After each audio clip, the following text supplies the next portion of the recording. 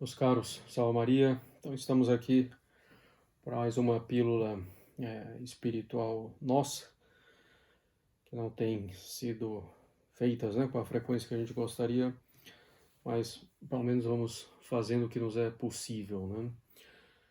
É uma coisa bastante importante na nossa vida espiritual é compreender o que Deus quer de nós, qual o sucesso que Deus pede de nós, né? Qual o êxito que Ele nos pede. Porque é muito comum, às vezes, as pessoas dizerem: eu sou um fracasso, não consegui isso, não consegui aquilo, não consegui tal emprego, não consegui ajudar tal pessoa, não consegui educar meus filhos, né? Eu tentei fazer tal empreendimento, né? Não deu certo, tal empreendimento para as almas não deu certo, né? Para ajudar as pessoas, ajudar as famílias e não deu certo, e então eu sou um fracasso. Então, a gente precisa entender qual é o sucesso que Deus pede de nós, né? Precisamente, o que é que Deus pede de nós. Bom, e aqui eu vou me basear um pouco num capítulo do livro do padre Jean-Nicolas Groux, Manual das Almas Interiores, um livro muito bom, evidentemente tem que ser bem lido, né? Como todo livro católico, porque se não for lido com atenção, com conhecimento já de base da doutrina católica, às vezes pode levar a um certo quietismo, né? Então, muito facilmente, na espiritualidade católica, a gente pode tender ou ao ativismo, desprezando a vida espiritual ou colocando a ação antes da oração, antes da união com Deus, não como decorrência dessa união, né? Como continuação, né, dessa união com Deus. Ou podemos, então, cair no outro lado, que é o lado do quietismo, né? Essa passividade, um passivismo, se podemos assim dizer, esperando a ação de Deus, esperando Deus me mostrar, esperando e não faço nada, né? Só rezo. Não, né? A nossa oração aqui, nesse mundo, leva também a uma ação ordenada, né? E uma ação de acordo com essa vida de união com Deus, né? A vida mais perfeita não é nem a vida ativa, nem a vida contemplativa, mas a vida mista, como foi a vida de nosso Senhor Jesus Cristo, em que a ação é transbordamento, né, se assim podemos dizer, da vida de oração, né? Então, vou me basear num capítulo do Manual das Almas Interiores, do Padre Jean-Nicolas Groux, que é do que Deus nos pede e do que devemos pedir a Deus, né? O que nos interessa aqui é, primeiro, essa parte, né? O que Deus nos pede. É isso que nos interessa aqui, em primeiro lugar. E um ponto bem específico do qual quero tratar, então vou mencionar os outros, né? Que ele diz, de fato, se não discernirmos bem uma coisa da outra, o que Deus nos pede, o que devemos pedir de Deus, facilmente ficaremos em dúvida e perplexos sobre o nosso estado. Deus nos pede atenção constante, né, para o que se passa em nosso coração e para a sua voz, né, que fala então a nossa alma. Essa atenção não constrange tanto quanto parece a quem ama sinceramente a Deus e está resolvido a lhe agradar em todas as coisas. O Senhor pede que não nos entreguemos a nada que nos possa desviar dessa atenção, quer aos investimentos exteriores prejudiciais, quer à curiosidade, apego a qualquer objeto, quer aos vãos pensamentos, perturbação e agitação voluntária procedentes não importa de que causa, né? Pede que com presteza nos afastemos quando notamos algo a nos distrair da atenção à graça, né? E não devemos julgar que os deveres de Estado, os embaraços domésticos, acontecimentos providenciais, as obrigações e conveniências da sociedade sejam em si mesmos prejudiciais ao recolhimento interior, né? Já insistimos nisso em vários sermões, pílulas mesmo, né? Recolhimento interior, vida de oração, deve se unir, se coadunar, né, aos nossos deveres de Estado, às nossas atividades domésticas, profissionais, aos acontecimentos providenciais, obrigações e conveniências da sociedade, né? Podemos e devemos conservar tudo isso. Bom, e o recolhimento vai se tornando pouco a pouco também tão natural que às vezes a gente não mais o percebe e não mais o abandona.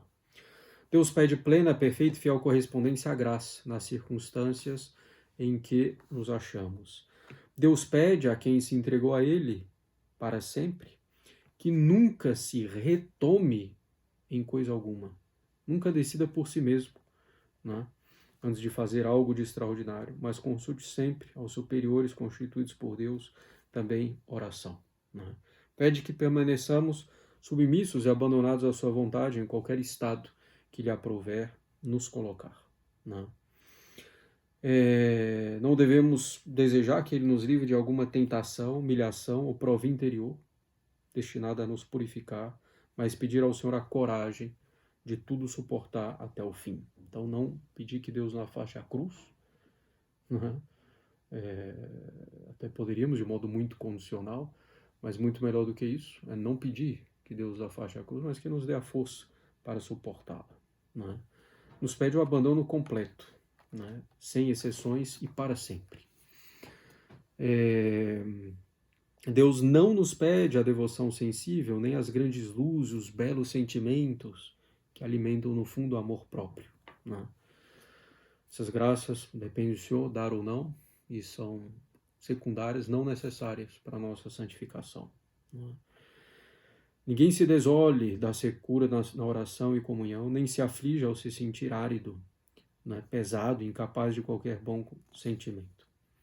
Tampouco considere inúteis as orações e comunhões feitas nesse estado, né? Assim as julga o amor próprio, mas não Deus, né? Deus não exige que ativemos a imaginação ao ponto de sermos senhores absolutos dos nossos pensamentos. Isso não depende de nós. O que depende de nós é não nos determos voluntariamente nesses pensamentos, desprezar pensamentos ruins, né? Não permitir que nos seja um motivo de pena e tormento, né? Bom, tampouco depende de nós não termos pensamentos contra a pureza, a fé, a esperança, tentações. Não está no nosso domínio, não ter tentação. Claro, a gente tem que fazer o que é a nossa parte para não favorecer essa tentação, qualquer que seja ela.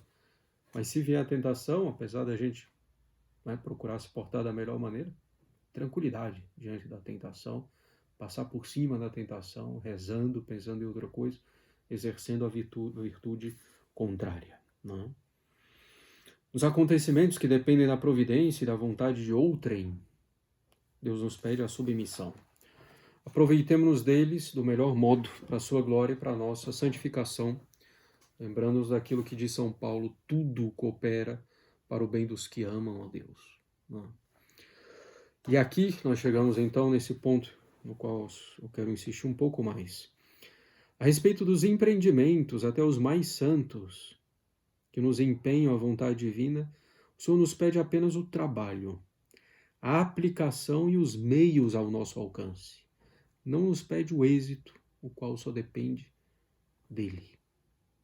Algumas vezes Deus permite, para o nosso maior bem, que o resultado não corresponda ao nosso desejo. Nossos empreendimentos, nas nossas empreitadas, Deus não nos pede propriamente o êxito, o sucesso. Numa obra de apostolado, Deus não me pede, não nos pede propriamente o êxito, o grande sucesso. A fundação de uma escola, de uma ordem religiosa que fosse, né? Deus não nos pede o êxito propriamente. Na educação dos filhos, por exemplo, né? Na compra de um imóvel mais perto, de um bom apostolado, né? Na consecução de um emprego que poderia ajudar mais minha família. Deus não nos pede o êxito. Deus pede que a gente faça a nossa parte, cooperando com a graça dele. É isso que Deus nos pede. Na educação dos filhos, então que os pais façam a parte que lhes cabe. Não ficar medindo só pelo sucesso ou não, que depende de vários outros fatores, depende da vontade do próprio filho, por exemplo. Numa obra de apostolado, Se a coisa caminha, dá frutos, depende também daqueles que recebem. Né? Então, o único êxito que Deus nos pede é o nosso progresso na graça. Que engloba, bom, claro, tudo que é necessário para isso. A frequência aos sacramentos, né, dignamente, com fervor, a vida de oração, a vida, né, de recolhimento, evitar as ocasiões de pecado, as más companhias, as más conversas, as más diversões, né? A má música, por exemplo, a dispersão, muito fácil atualmente em redes sociais, tão utilizada sem menor necessidade, a não ser a curiosidade, o orgulho, né? Muitas vezes. Então, o único êxito que Deus nos pede é da graça, o progresso na graça. Que a gente avance no amor a Ele. É esse o êxito que Deus nos pede. Não sucesso pura e simplesmente da nossa empreitada, né, da educação dos filhos, disso, daquilo, de tal obra, de tal coisa. Não. Conseguir tal emprego. Deus pede que a gente faça a nossa parte. E é isso que nós devemos fazer. Se o resultado que a gente espera, para além do nosso crescimento no amor a Deus, se esse resultado, para além do nosso amor a Deus, não vier, confiemos em Deus, coloquemos tudo nas mãos de Deus.